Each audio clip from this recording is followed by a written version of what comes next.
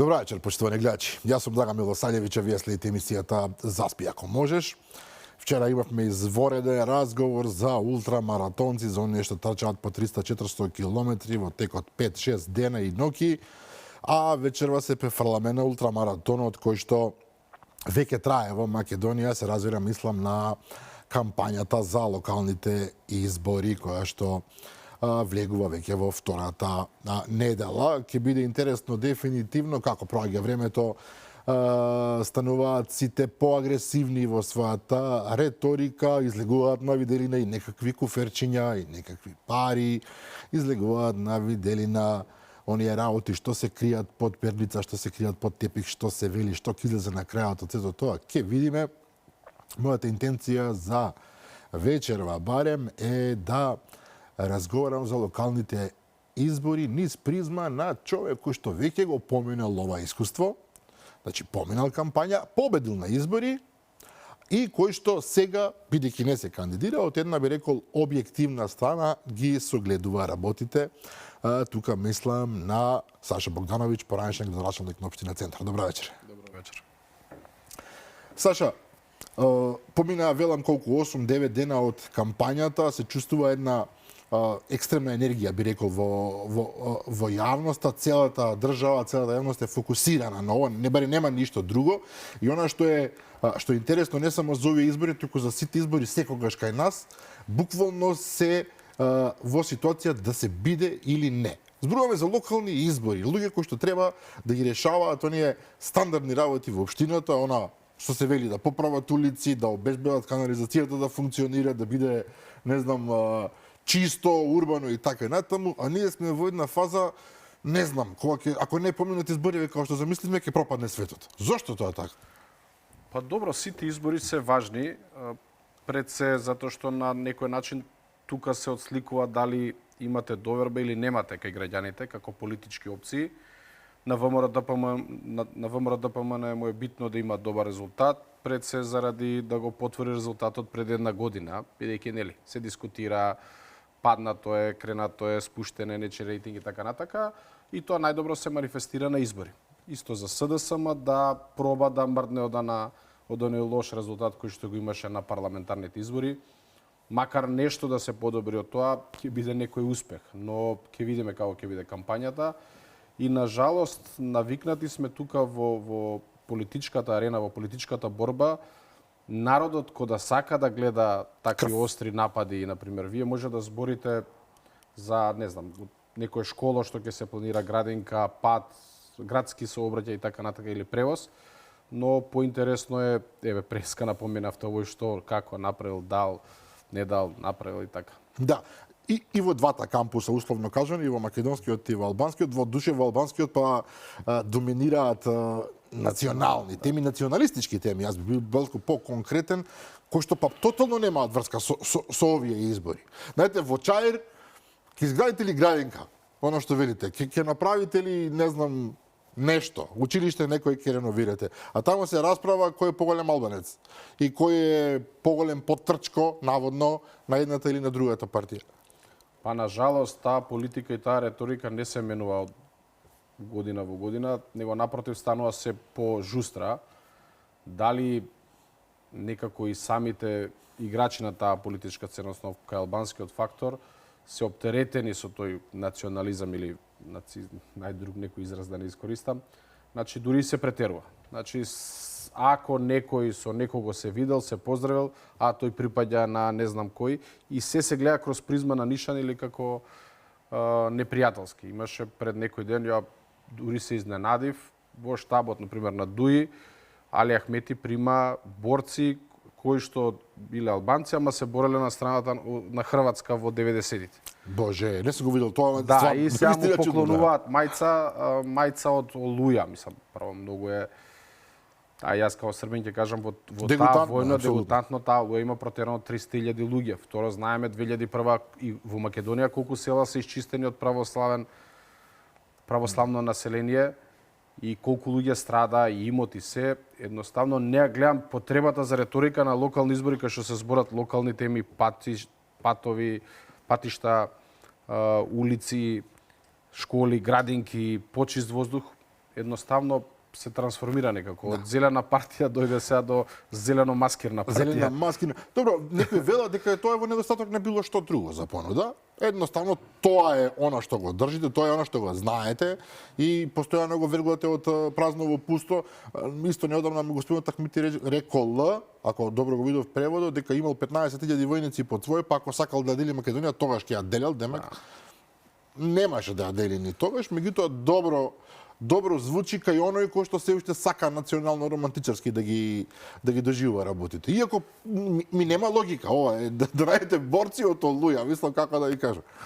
Па мислам дека од кога Дуи падна од власт после 20 и нешто години, дека единствено нешто што преостана е таа реторика да се користи.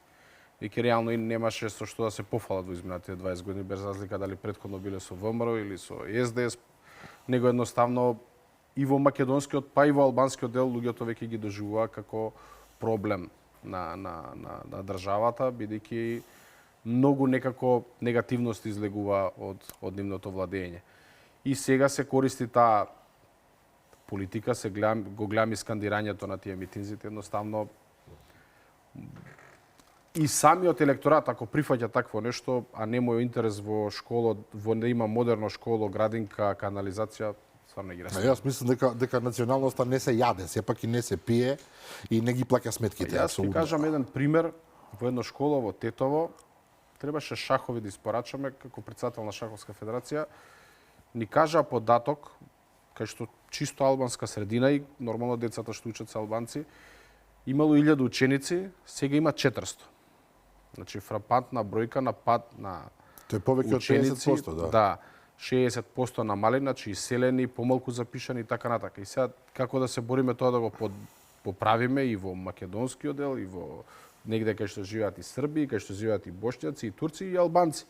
Не, едноставно таа политика можеби допира и можеби Да се надеваме дека е дојдено времето таа политика да замине во историјата, бидејќи навистина е анахрона, не носи ништо добро, но вие бевте градоначалник на општина Центар од 2017 до 2021, така? Така е. Во едни поинакви околности, би рекол политички секако, меѓутоа вие го поминавте тој пат на предкампања, кампања и потоа имавте 4 години простор да го правите тоа што го правите. Вака од денешен аспект кога гледате, сметате дека се учат лекциите во начинот на кој што се тераат кампањите, во начинот на кој што се ветува, се создава и се креира мислење во одредена полза на овие или оние се едно?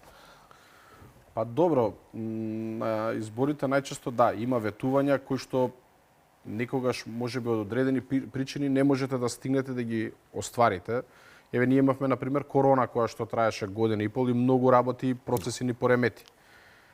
Ама тоа е непредвидливо, вие не може да го знаете. Имате, например, па ветувања во кои што се нереални, во кои што едноставно нема услови тоа да се направи. Проблемот е кај нас што ние немаме од страна некоја критичко тело или експерти, луѓе кои што ќе укажат дали е тоа возможно или не.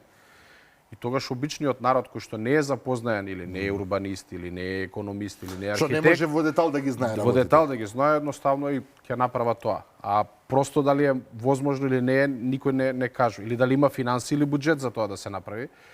Така да сме имале такви ситуации. Јас сум имал, например, од некои луѓе што ми укажувале нешто, после мене ми испаднало, односно јас сум испаднал дека тоа ветување не сум можел да го испочитувам, затоа што едноставно немало простор тоа да се направи.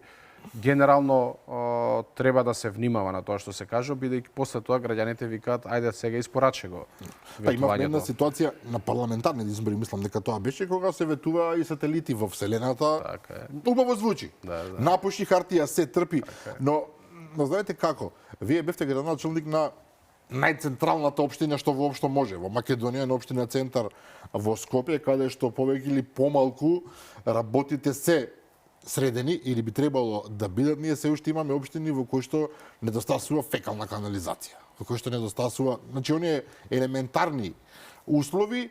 И она што мене лично ме погодува можеби е што ние сега, дали заради актуелната градоначалничка на Скопје или заради насобрани многу причини од претходно, повторно се враќаме на место на исклучително на квалитетни решенија кои што ги дојделе во некоја авангарда, Ние се расправаме со ветувања кој побрзо ќе го исчисти градот, кој попрво ќе го среди воздухот, кој ќе ги реши врдариште и дрисла. Значи, практично се вративме назад. Ова се работи што во нормална држава требало да бидат решени пред 50 години, а не сега. Мислам, во 2025 веројатно да дојде градоначалник кандидат од некоја сериозна земја и да слуша како овдека се расправаме за кој ќе го исчисти некоја депонија, ќе рече вие кај живеете. Па мислам дека кај нас се упропасти системот. Тоа може да се види по самите јавни предпријатија од пред се како функционираат. Вие пред некој време имавте штрајк заради тоа што не земале плата. Така е. Потоа имаше проблеми водовод 30 дена во центар. Тука и друг проблем, затоа што градоначалникот во центар има издадено огромен број на градежни маркици, дозволи и енормно се зголемија зградите кои што се градат и тоа го дополнително го оптеретува, го намалува притисокот на вода. Луѓе имаат помал притисок на вода за најосновни средства, не знам, за да се напијат, да се истушираат, да се уклучат машина и така натака. Значи, тие се проблеми кои што веќе основното нешто што ти станува за живот, вода, воздух, ти се проблем. Да не зборам за експедитивност да стигнеш од точка А до точка Б, да имаш подобар превоз и така натака. Или да обезбедиш, не знам, технолошки некаков, како се вика, технолошки паркови или не знам, нешто што поинаку звучи. Било што од локален карактер ќе биде за доброто на граѓаните. Но на жалост уништување на системот кој што се вика град Скопје и дел од општините во град Скопје не донесуваат за да уште дискутираме за тие теми. Да.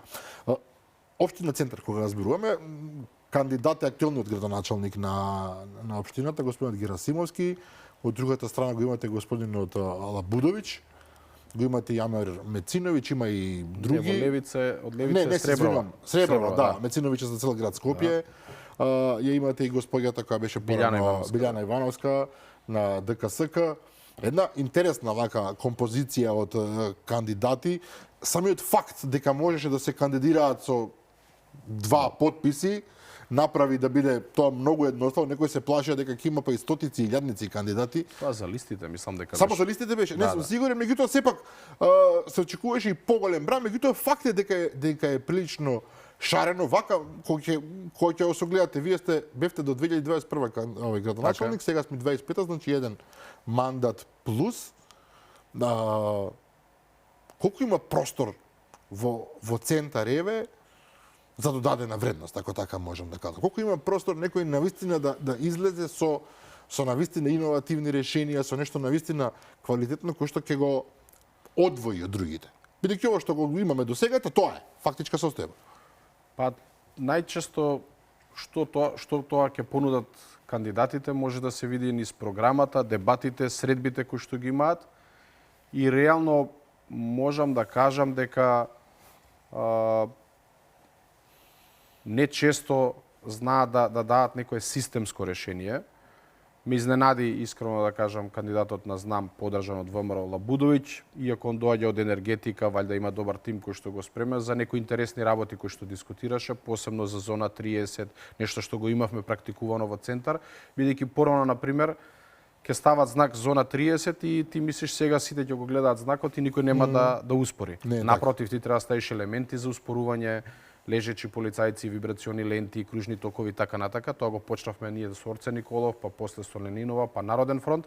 Сега веќе тоа се збори, ама се збори како системско решение, не само ќе ставиме табли, бидејќи сообраќајот навистина стана проблем. Имавме една жртва на Партизанска, која што е главна градска улица, имавме една жртва и во Дебар Мало, на жалост, баш заради, ајде да кажам, може би некој кога нешто трнал да прави или да вози брзо не може да го спречи, али барем може да го успориш, може да нешто ќе успееш да спасиш, ајде да кажам, од човечки живот или па некој да биде повреден. Второ, што гледаме дискусијата за деталните урбанистички планови, дека треба да се прават ревизија. Ние доста добивме критика на таа точка, бидејќи го стопиравме градењето додека не се ревидираат плановите, односно не се усогласат со генералниот урбанистички план. Као што напомена, веќе е проблем и водата за пиење. Значи нема притисок доволен. Посебно во летно време кажуваат дека и расче изворот, веќе намалува, не се прават нови бунари, па дополнително вие кога правите нови згради, нови стамбени деловни објекти кои дополнително трошат поголеми количини. А центар плаче. А центар плаче, посебно водно и тој дел, ме изненади затоа што, например, Миро го спомна тоа во кампањата, Билјана исто го дискутираше, Левица имаше некој радикален став дека ќе се враќале 20 години назад, ќе правеле ревизии на се што не било добро, што ретроактивно е многу тешко, тоа е против уставот да го направите. Да. Вие можете нешто во иднина да спречете, додека кај Горан не видов такво нешто дека ќе се направи, па и во праксата во изминативе 4 години, освен 3 плана кои што се донесоа, например, немаше намалување на капацитетите, напротив на зголемување, а немаше започнато нови планови да се прават, бидејќи вие стар план лош може да го замените со нов. И едноставно таа бројка што ја кажа во таа една дебата, мислам дека беше на Телма, 400 издадени одобренија за градба е претерано за центар. И мислам дека таа бетонизација за која што секаде во сека општина реагираат ќе биде пресудна. Односно кој ќе знае да стави на некој начин или да ја успори, или да ја стави во некој ред. Така, но овдека битката е специфична, затоа што општините главно, и тоа не знам колку граѓаните го знаат, се финансираат од фамозните маркици, односно од комуналиите, да. Па, ајде, извини. Не, нема проблем. И сега, кога една општина ќе се најде во ситуација на преизграденост, на пренатрупаност, вие се наоѓате во шахмат позиција. Ако не давате нови, имате помалку ставки во буџетот, помалку пари. Ако давате, тотално ја уништувате општината, веќе нема зеленило, веќе нема простор за ништо. И ако немате нови, креативни, иновативни решенија за набавка на средства, вие не може да функционирате. Или може би грешам. Проблемот е во центар, например, што е обкружен од други општини, нема кај да се шири. Ѓорче има кај да се шири, така, Карпош има, аеродром може, Кисело, таков каков што е.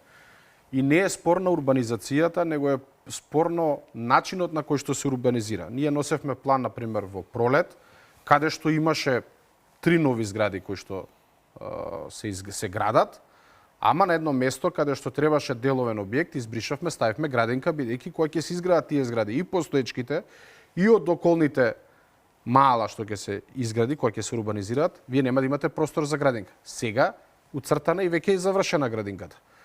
Значи, луѓето само треба да им обезбедиш доволно простор секаде се гради и во балканскиве општини, и во Америка, и во Европа, и секаде, што се вика има развој. Напротив, некаде и урбанизацијата е добра. Например, во Маџар мало луѓето живеат во субстандардни услови. Апсолутно согласувам дека тоа треба да се промени. Се греат на гуми, горат се и се што. А се во центар на град. Така е. И таму вие не можете да донесете парно за една куќа, ама за цела зграда може да донесете, што еколошки не загадува. Ама затоа викаме да се контролира таа урбанизација. Еве сега јас бев денеска улица Христо Смиренски, целата е раскопана од само приклучоци. Која е таа улица? Таа е улица универзална сала позади, значи од 9 мај позади, паралелно со нејзо е Христо Тетовска викаат, многу од Тетово си има доселено, иначе правилно е Христо Смиренски. Позади универзална, целата е раскопана.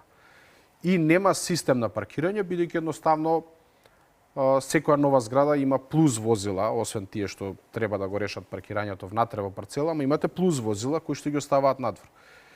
И сега вие ако не сте испланирале, не сте го смениле профилот на улицата, даете малце проширување и за паркинг на вакво, имате проблем, имате хаос, не може пожарна да помине, не може брза помош да помине. Што е неопходно. Така е. Кога сме кај паркинзите во центар, делумно беше решен проблемот. Дали беше со тоа што се ставија сериозно високи цени за паркинзи. Не знам, имате тамо кај Јосип Броз 150 денари вие час. Кај мистер Джек 250. 250, па ако сакаш, така и плаќаат луѓето. И луѓе плаќаат, интересно. Да. Човек треба да размисли дека можеби и повеќе, меѓутоа тие такви енормни цени веројатно некаде ќе ги замислат, барем дел од тие ќе речат па не ми се дава толку пари, но како центарот е клучот на државата. Тука се скоро сите институции, тука е најголемата врволница од луѓе, природно тука е се она што се навекува срцето на градот и на државата, и како тоа да се реши долгорочно. Не знам сега, например, во Лондон слушнав неодамно дека едноставно целата централна зона воопшто не може кола да влезе. Не може, нема право. Или ако влезеш треба толку силни средства да одвои што станува надвор од разум. Не зборуваме за 200-300 денари, туку за Имаат сериозни како пари. зони направено. Да. И тука едноставно знаеш дека ќе си дојдеш пешки, ќе си дојдеш со велосипед евентуално. Меѓутоа ние немаме такви навики. Ние мора да влеземе и во продавница со автомобил. Па не е дека немаме, ние почнавме таа пракса на некој начин да ја практикуваме, ама парче по парче. Ќе земам примерот на Партизанска спроти Соборна, во целата должина па се до Палома Бјанка имаше паркирани возила. Така е. Едноставно се исчистија, се ставија столпчиња, се направи велосипедска патека, пешачка патека, зеленило, клупи, урбана опрема и луѓето едноставно од таа лоша навика преку ноќ се исече, ама не можете нагло, бидејќи тие па возила мора да ги однесете негде. Треба да се прават катни гаражи. Истиот случај беше со Орце Николов. Целата беше со паркирање на 90 степени, едноставно еден пешак може да помине малце до зидот, има простор. Другото, човек не да лошо во количка да се движи или мајка со дете, нема шанси. Велосипед никако. Го намаливме тоа, направивме нов проект, ама мораме улица по улица. И вие кога ќе направите, после тоа го направивме тој паркинг резидентен, и веќе луѓето кои што работат тука, кои што доаѓаат, знаат дека е резидентен. И треба да им се понуди друга солуција. Има во близина катни гаражи, мора да се научат малце граѓаните 2-3 минути 5 да одат пешки, што рековме да не влагаат во продавница со кола. И веќе таа дестимулација се случува во центарот на градот, само што треба повеќе да се шири. Нажалост, ако немате соработка со град Скопје, гледаме дека со град Скопје никој нема соработка, едноставно вие не можете тие проекти да ги истуркате, бидејќи сте зависни од градот Скопје за одобрување на тие сообраќајни решенија. Че градот е тој кој што минува, таму се наоѓа секторот за сообраќај, па после оди во МВР. Јас верувам дека не сум слушнал од некој градоначалник дека некој сообраќајен проект е одобрен. Или па детален урбанистички план, каде што ги планирате улиците, профилот на улицата, дали е сервисно станбена, ја проширувате, ја стеснувате, уцртувате нова улица кај што има потреба. Тој начин на кој што функционира Скопје е навистина специфичен за мене и ретрограден, морам да признам. Не навлегувам во дебата дали потребно да има само, не знам, град Скопје и толку, да нема општини, или па да има само општини, а да нема град, не знам, секој да земе својата тотална автономија да има во својата општина, помалку важно, но она што ме нервира практично е тој вечен проблем на вмрежување на надлежностите. Вие имате, еве Партизанска улица ќе ја земеме. Таа е практично главната артерија во градот. До одреден дел е ваша, на центар, од понатаму е Карпош, а бидејќи е булевар и градот има врз него одредена, како се вика тоа, ингеренција. И сега вие за решение на тој проблем, каде што објективно опасна е улицата, што да правиме? За жал се покажаа со овие несреќи и колку е опасно, не може еден човек, една институција да донесе одлука, него мора да се договорат 2-3, не знам колку. А при тоа, еве, ако се случи анимозитет како што се случува сега со градоначалникот за 4 години, вие се наоѓате во пат позиција и не можете баш ништо да направите. Партизанска, добро, како пример, да, е главна градска улица и проблемот се согласуваме во ако важат правилата, треба да важат за сите 10 општини. Еве, сега таа поминува низ неколку општини. Друга е ситуацијата што оставено е секој да си носи одлука за себе. Например, општина Центар има паркинг сервис, јавно предпријатие, другите општини немаат. Да. По мене, така како што се сега поделени ингеренциите, треба сите општини да имаат паркинг сервис. Зошто? Главните улици се на градот и таму треба да постапува градскиот паркинг, сервисно станбените пред куќи, пред гаражи или, например, пред школи и градинки кои што се под ингеренција на општините, треба да се имаат своји специјализирани возила, своји вработени кои што ќе може да постапуваат. Градски паркинг нема да ви дојде во мала уличка да постапува ако некој возило блокирало непрописно. Затоа во некој дел мора да се поделат, ама мора тие правила да важат за сите. Проблемот со градот е што некогаш па и ги пречекорува своите ингеренции, затоа треба да се направи таа доцентрализација. И некои работи не само од градот, него и од централната власт да се спуштат на општините. Тогаш нема да го имаме тој проблем да зависиме од комунали и заградба. Зголемете ни го нас данокот на промет, на профит, зголемете ни некои од даноците, односно процентот што се одделува за општината, дајте ни некои ингеренции, односно дајте на општините некои ингеренции. Во Сараево имаше еден интересен пример. Они, на пример, сите јавни простори, дали се станови, деловни простори, општината стопани со. Кај нас е ПУИК. Има и општина центар, ама мали простори. Они заработуваат 2 милиона евра годишно само од кирија. Што сериозни пари, апсолутно. Сериозни средства, на пример, тоа е за општина центар 20% од буџетот. Па кога ќе ставите уште нешто друго 20%, онда нема потреба само комунали да живеете. Значи, вие велите дека постои начин, ако се сака и ако се умее, секоја општина да стане самодоволна, условно кажам, или горе-долу самодоволна, во смисол на финансии, и ако добие одредена автономија, во смисол на закони, во смисол на права што може да ги уважува, тогаш ќе се добие пооптимално практично работење на општината. Јас морам да го поздравам ова последниве начини на вложување на централната власт во локалните самоуправи. Имавме таков случај во минатото, ама таа пракса се покажа лоша, односно државата зема кредит за да ги раздолжи општините. И што се случи? Лошите општини кои што должат по 4, по 5, по 10 милиони, државата ги раздолжи со 51% и тие пак се задолжи. И никому ништо. Се донесе еден закон да не можете повеќе од 20 или 30% од 3 последователни буџети да го надминете наредно планираниот буџет, но едноставно тие што беа дисциплинирани као општина центар, ние не добивме ни денар. Некој добија по 5 милиона, по 6, а не направија ништо. А ние од сопствени средства изградивме школа, почнавме градинка, исплативме катна гаража. Во такви околности. И од тоа што сме дисциплинирани, имавме најдобра наплата на данок, најдобро приходна средства, имавме дополнителни извори на средства кои што другите општина преку комуналното предпријатие имавме 10% комунална такса за секоја наплатена услуга кој што се слева во буџетот на општина центар. Сега приказната е друга, односно државата ви дава доколку имате готов проект.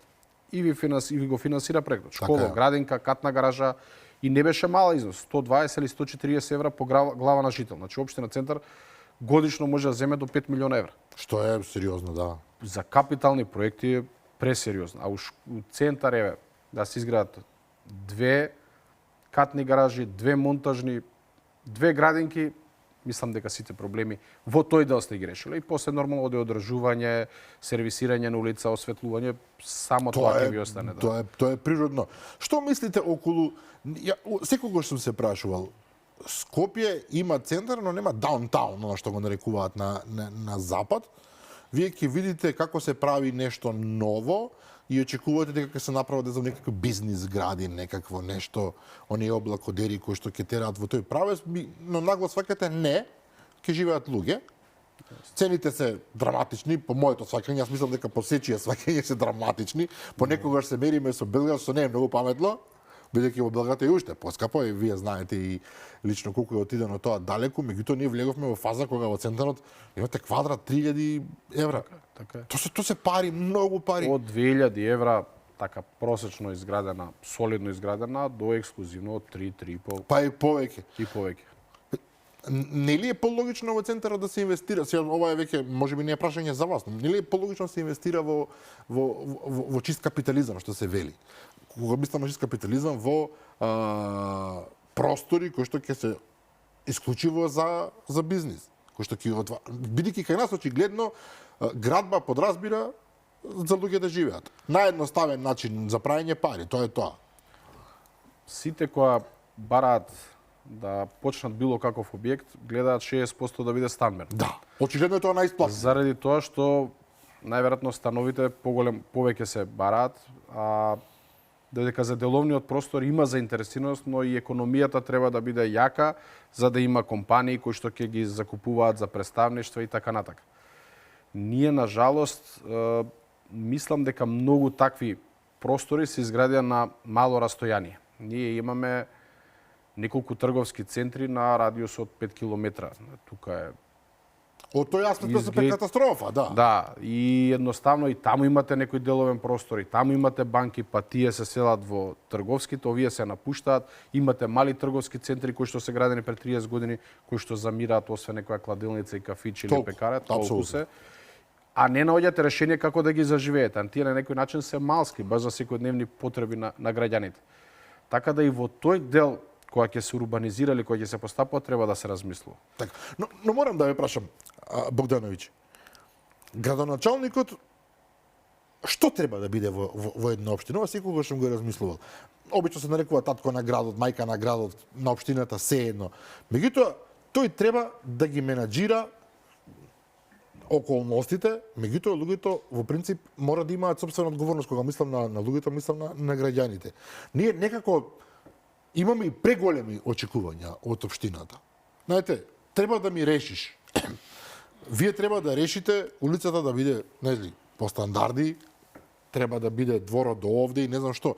Меѓутоа, каде е одговорноста на граѓаниот? Имам впечаток дека и кажете ми го вашето искуство, дека понекогаш граѓаните очекуваат градоначалникот да им биде тато и мама, буквално, и да им решава се и сешта. Уште малку да им влезете дома, па да им кажете буџетот ти е до овде, детето ќе ти оди, не знам, во таа градинка. Камо лична одговорност, камо личен однос према општината? Се решава и тоа. На жалост кај нас е така, бидејќи градоначалникот го сметаат и човек кој што треба да ургира за државјанство, ургира, токму така, зошто? Имал струја, немал проблем дома. Па на жалост го гледаат како институција најблиска.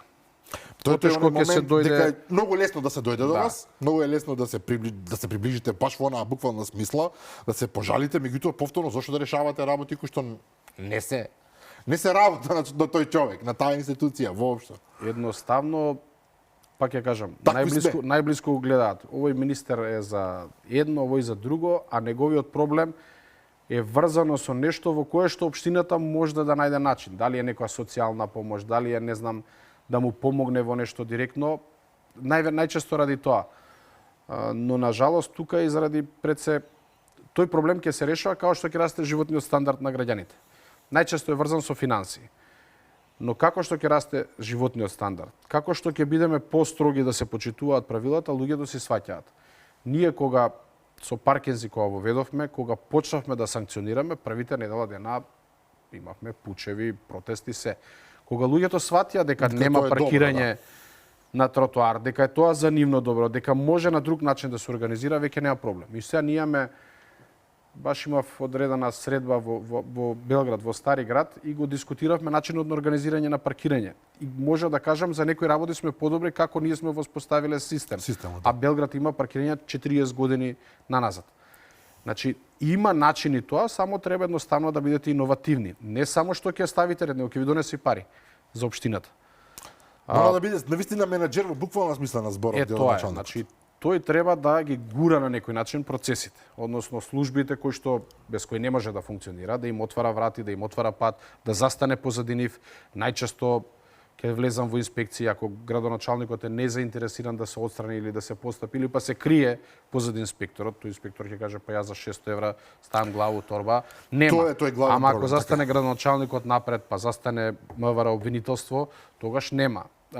Тогаш и самиот инспектор ќе продолжи. А вие ако имате некој изградил објект кој што е кривично дело, спротивно, без одобрение, еве ние во центар на Кале задниве 4 години имаме експанзија на такви дивоградби, ни обвинителство постапува, ни општина постапува. Еден инспектор бил во општината, си заминал, имал закани што е човекот кога гледа дека нема заштита, си оди. Едноставно Што ќе прави? што ќе прави, си оди, нека дојде некој друг, нека се расправа. И вие кога тоа не можете да го спречите, што понатака? Што понатам. Да. А тоа се однесува и на полиција, тоа се однесува и на секој инструмент на државата, кој што ако не се чувствува доволно самиот заштитен, како ќе заштитува други? Ова е, мислам, здрава логика, ништо повеќе од тоа. Можам вака да заклучам од ова што го зборувате, дека не сте сосема воодушевен од вашиот наследник овие 4 години во Многу центар. сум разочаран, искрено. Па добре, јас повлю. Разочаран сум затоа што направен дисконтинуитет и на политиката, политички, и во раководењето на општината. Значи, ние имавме еден процес во кој што ревидиравме планови, намалувавме квадратура, дисциплиниравме, уцртувавме некои општа добра кои што се за граѓаните. Само 9 плана што ги донесовме, намаливме 14.000 квадрата, избришавме цели згради, уцртавме градинка, паркинг, детски игралишта и така. Дојде сосем обратен процес. Значи имаме енормно издавање на одобренија по стари планови, ништо не се менува, не се додава дополнителна вредност која е за граѓаните, не се сервисираат, односно не се реконструираат улицата, и има општината пари, значи податок пред некој ден дека 600 милиона денари има на сметка, тоа е 10 милиона евра, тоа е Така. цел буџет и вие да не го користите во развој и подобрување на инфраструктура на општината. Ја не знам која улица е направена во изминатиот период што е голема. Ние завршивме Народен фронт, Бюро Ѓоновиќ, Орце Николов, Ленинова проектот го изготвивме. Нема нешто друго да се сменува, да се направи ослободување на пешачка патека, да се направат велосипедски патеки. Не, едноставно некако како да застана и само тие проекти што ги оставивме се завршија, а не се направија некои Тоа нови. речи си по инерција, тоа е. Да, и едноставно вие кога немате менаџерски способности, кога не покренувате неодредени иницијативи, на пример општина Центар беше единствена општина која што имаше систем за рециклирање на лименки и на пластични шишиња. Со пакомак и стакло. Едноставно се прекина тој процес. Не заинтересира, не ги сервисираат вендинг машините, а имаше скоро милион, имавме бројчани кои што ги стававме луѓе што селектираа, Што па е дававме одлична одредена бројка, награда. да. Чи ти ги викнуваш, а нели збориме за Европска унија, праксата во Европска унија е 86%, кај нас достигнавме до некои 16-17%, ама тој тренд растеше. И некако ја остави општината да не се развива, да не оди во добар правец, да нема некои новости, некој нов квалитет што ќе се носи така. Сте имале разговор на таа тема со него? Па во изминативе 3 години не. Пробав на почетокот, дадов некои идеи, но очигледно не се слушаат. Не оди и готово. Па и на некои блиски пријатели, но очигледно гледам дека не се практикуваат. Интересен момент е, СДСМ многу се надева, би рекол, на оваа општина.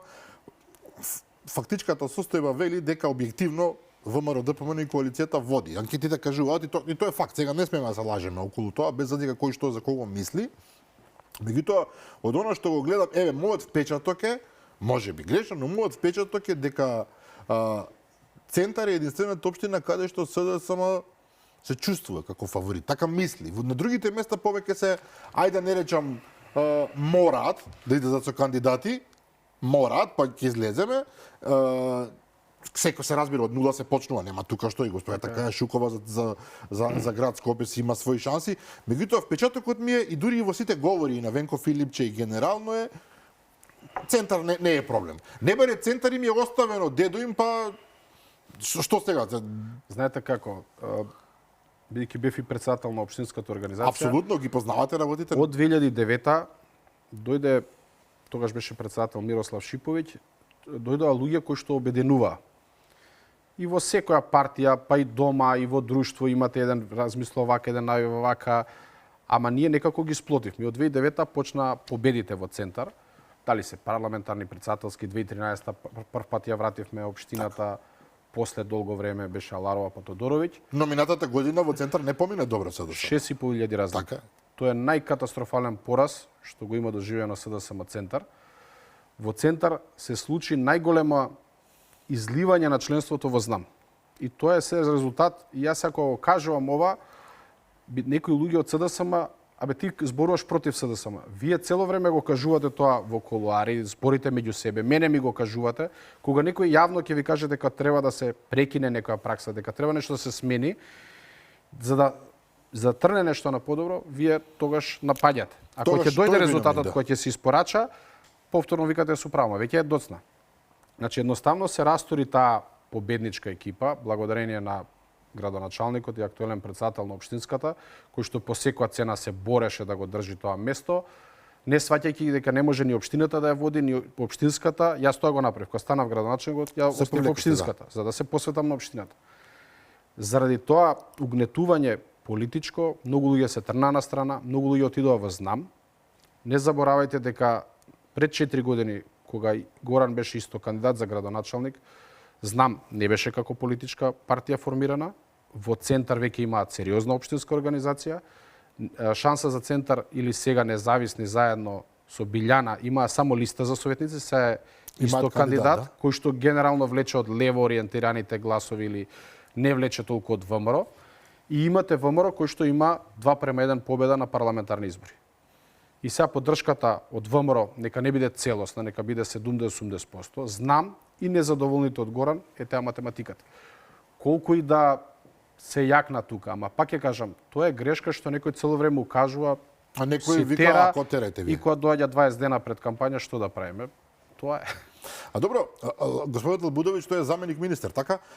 Се уште е за енергетика. Тој доаѓа од, знам, специфична е, морам да признам таа ситуација, знам излезе од СДСМ практично, односно произлезе, еве, не излезе.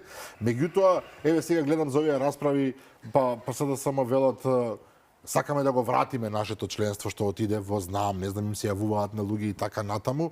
Некоја страна кога гледа, ќе рече па овде се борат старото и новото СДСМ, тој што е, како да кажам, не толку заинтересиран за работата. Меѓутоа, знам се профилираше во смисол, колку што го гледам нивниот развој, дека дефинитивно се нешто поинакво од СДСМ. Максим Димитриевски е прилично,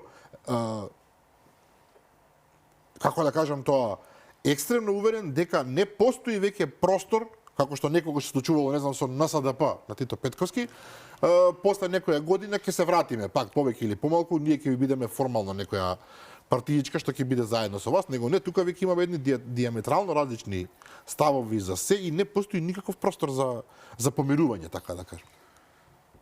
Моje мислење е дека еден ден можеби ќе дојде, дали до одредено спојување или до... Бидејќи идеологијата формално е таа сега. Не... Али мислам дека внатре, посебно во СДСМ, се уште има кадри кои што не пуштаат, а се пречка, односно се причина зошто таквите како Максим, како други некои ја напуштили, влегле во знам. И Миро Лабудовиќ порано бил член на СДСМ до 2014 и 2015.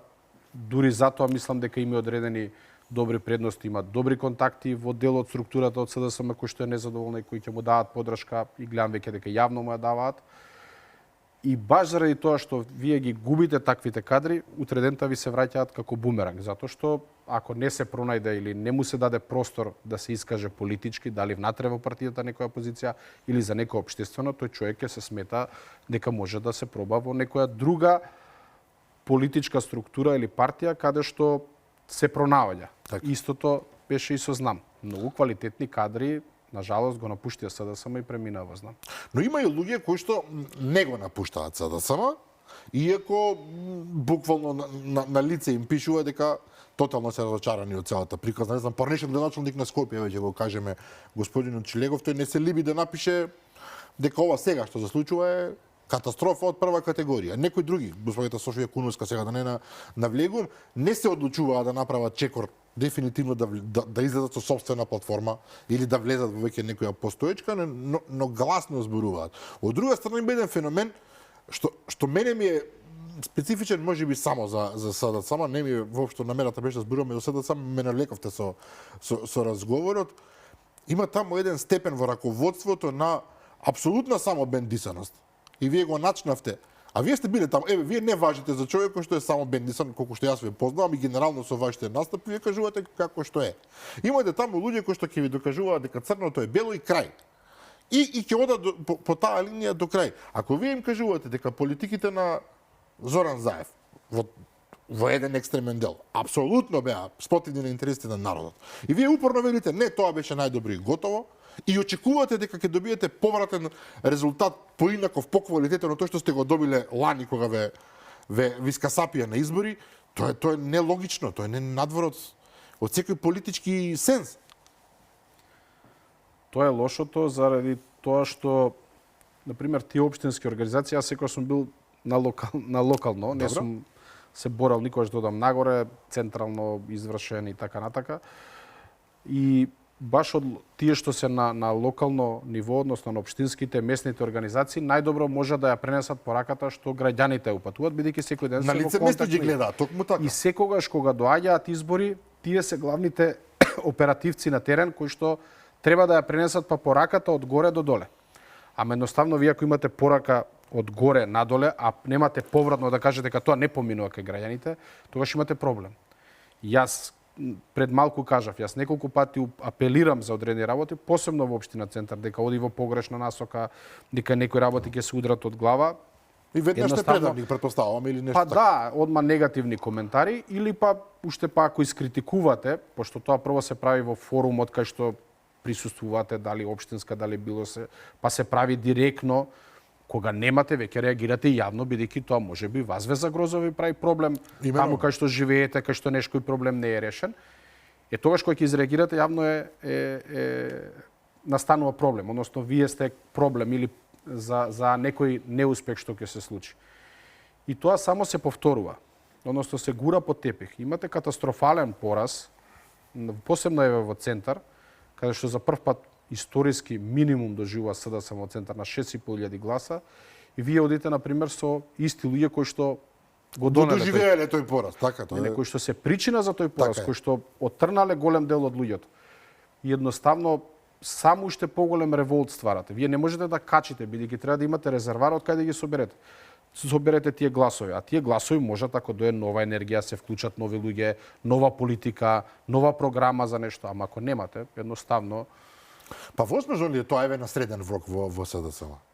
Јас имав впечаток дека ова раководство сега функционира на начин како што функционираше претходното и просто како да се задоволни со оваа позиција. Венков, Мислам, боже ми прости, а мене така ми изгледа. Како да се задоволни од ова што е сега? јас како што знам дека Венко пробуваше одредени кадри да ги врати, да ги договори, но некако немаа доверба. И сега ќе кажам одличен пример зашто е тоа така.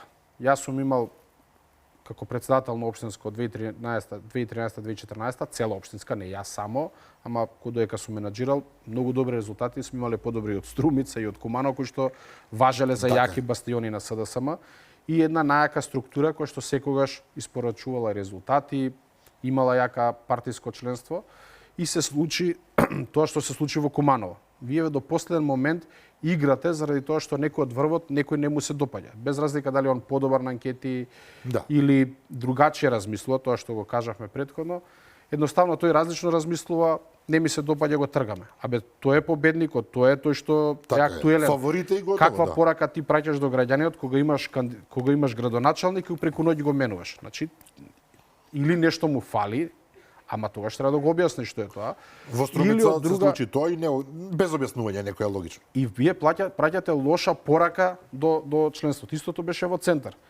Јас единствено кога влезе таа дискусија дека може да иде друг кандидат, реков во ред, дајте да седнеме за да не се направи раздор внатре во општинската, бидејќи јас имам добар круг на луѓе кои дошле ради мене во таа партија, кои што ме поддржуваат се, ќе се направи проблем. Едноставно до последен момент и јас на некој начин на пресконференција официјално дознав дека не сум кандидат. Иако веќе главно ќе ви каже, некој ќе ви јави, ама никој не ве викнува во 4 очи. И окей, ви останувате пак, викате ајде ради партијата, ради доброто, и гледате дека едноставно тој процес на елиминација политичка внатре во структурите продолжува и викате окей, ќе се тргнам, терајте, ама ќе видите како ќе заврши. И тоа се случува, на жалост. И тоа се случува. Тоа се случи во Куманово. Само јас да ве потсетам, ВМРО ДПМН нема 30 години победена во Куманово. Така е. Сега за прв пат ВМРО има подобри резултати од СДСМ, ама самите одлуки за Куманово го донесоа тоа. И веројатно и Струмица ќе се случи нешто слично, затоа што и да мислиме за тој градоначалник што се уште е актуелен, факт е дека имаше таму одредена популарност и рекоа не, тој човек веќе нема потреба. И тука сме пред крајот на емисијата, ме интересира за Скопје генерално. Орце Ѓорѓиевски поминува како фурија низ оваа кампања. Едноставно, навистина, многу идеи, многу ветувања, ајде да видиме дали ќе се оствара, делува дека ги држи сите конци во рака. ВМРО ДПМН не сака да му се случи очигледно уште една Даниела Арсовска, па не одат со независен кандидат, одат со класичен ВМРО-вец, меѓутоа човек кој што навистина имаше една ситуација што мене тогаш ме фрапираше, најсериозниот против кандидат од СДСМ, господинот Ралев, така беше најавуван, одеднаш ќе излезе дека соработува, односно ќе му биде соработник на Орце Ѓорѓиевски. Ова во она микрополитичка смисла е мало ремек дело. Значи има впечаток дека човекот точно знае што прави, се разбира граѓаните се тие што на крај ќе речат да, ова е тоа што нас не се допаѓа. И повторно имаме господата Шукова која што излезе нови избори, така речи, затоа што некој мора да излезе. Како сега нормално никој нема да ви рече јас излегов за да изгубам, нема таков, мислам, природно. Меѓутоа од целата приказна што ја гледаме околу неа, отприлика на тоа се сведува. Орце Ѓорѓиевски наметна некој темпо на работа, Неверојатно. кое што е видливо кај граѓаните, најчесто тоа го гледаат по социјални мрежи, по медиуми. Јас не можам да кажам за кисела вода, бидејќи не живеам, но кога ќе поминам, гледам дека нешто се случува. Јас само ќе кажам еден личен пример. Како председател на Шаховска федерација испративме мејл до сите општини за поддршка на училиштата, бидејќи го ведовме шахот во училиштата, да направиме парк на отворено, нешто ние, нешто општината да се вклучи, имавме одредени буџети, да направиме некои турнири, имаме доста клубови по општините. И најзаинтересирани испадна Орце. Ми се јави 10 саат вечер, вика што правиш, како си, дури ми изненади, ајде јас као тврд, јак комуњар поранешен, дури сме имале, ајде да кажам, во таа политичка борба, не директно, ама индиректно, посебно во центар, кога беа прегласувањата, доаѓаа на испомош, и он беше тука исто, али, например, ми се јави без некоја задршка, без не знам што, сакам да направам шаховски парк. Затоа што е корисно. И ја му викам, сериозен си, знаеш кој сум, што сум, како сум, човекот рече, ја немам проблем со тоа, мене ми е битно тоа да го направам, и имам еден простор кој што ми фали, имам тениско, фудбалско, кошаркарско, сакам и шаховски парк, има шаховски клуб во општината, ја реков, нема проблем, ние може да излеземе со тоа и тоа, ајде го нацртаме, дадоа проект, ние го согласивме и едноставно го реализиравме. Аеродром се јави, например, центар не добив повратно. Неверојатно. Дури имавме една средба, имавме иницијативи, а во центар највеќе вложивме на некој начин, највеќе секции, ама тоа е незаинтересираност. Овој покажа заинтересираност. Ја не можам сега тоа да го сокријам, и јас дојдов на отварање, го пофалив сето тоа, имав реакции. Да, се разбира, очекувано. А пред тоа најавив, да знаете, Орце ми се јави, ќе одам, не е проблем едно, ама имаше реакција од некои луѓе кои што тоа го сметаат као ти му даваш поддршка. Не му давам јас поддршка, не можам, јас сум председател на сите. Значи таква ми е функцијата да морам да соработувам. Ама човекот реално го направи тоа. Колку е ова што се обидува да го наметне Оце Ѓорѓиевски е остварливо во Македонија, дали како општество достигнавме такво ниво? Тој вели, мене ми е многу поважно човекот што ми треба за одредена функција, за одредена институција да ја држи, да знае да го прави тоа што го прави, а потпуно ми е седно од каде доаѓа. Тој не крие, вели ако е за зоолошка најдобар избор тој и тој, Да. ќе го ставиме него, потпуно ми е седно дали човекот 30 години бил во СДСМ или не знам каде. Знае да го направи тој, мене не ме интересира. И какви сака нека бидат реакциите еве на партиско ниво и не знам каде, ќе го направам тоа. Ако за ова работа, не знам, господата Шико има добра некоја идеја, јас ќе ја спроведам, затоа што е добра. Ама меѓутоа, вие велите, па да, нормално, меѓутоа во Македонија тоа не е нешто нормално. Не е баш така. Напротив, луѓето може на почетокот ќе реагираат, а после ќе го поздрават и можда и поен плюс ќе му дадат заради тоа што го прифатил. Значи не е суетен, не е искомплексиран на некој начин. И реално да збориме, веќе и нема кадри. Вие да најдете, еве, податок еден, мислам дека во Македонија од 80 општини колку што ги имаме, има 30 или 40 градежни инспектори, значи пола фалат. Сообраќајни инженери катастрофа. IT, тоа е Сите или се треба IT, аутсорсинг да работат, ама тешко да најдете некој што ќе Така ви е, се нафати така за, е. значи вие морате да не бирате, значи вас ви треба да ви функционира системот. А сега сите збориме за дигитализација, се да биде достапно на онлайн, како ќе го спроведете тоа, ако сега вие ќе бирате дали од СДСМ, гледате дали е квалитетен или не е. Но да се надеваме дека тоа ќе стане едноставно нормална пракса во оваа држава, како што е во други развиени земји, затоа што на крајот на краиштата сите сме тука, Така. сите сме скопени. Ја не верувам дека во Скопје зборувам, или во Битола, или во Охрид, или каде и да е. Човек што знае завршува работа, тоа е се. Така е. Саша Богдановиќ, благодарам за вечерашното гостување. Благодарам и на тебе на поканата.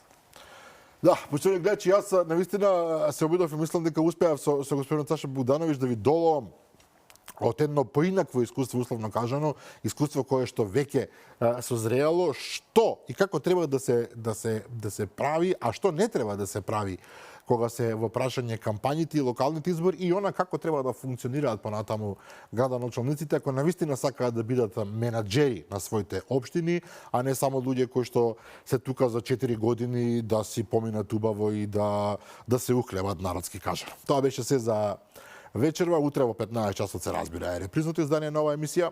А јас ви закажувам нова средба утре вечер во 22:30 со господинот Дејан Митовски, градоначалник на општина Аеродром и кандидат за градоначалник на општина Аеродром. И веднаш да кажам, Следната недела искрено верувам дека ќе дојде и кандидатот на СДСМ за истата општина, бидејќи нели сакаме да го задржиме она право дека сите имаат право да бидат представени. Господинот се согласи дека ќе дојде и ќе го очекуваме, се разбира, следната недела. До тогаш, пријатно.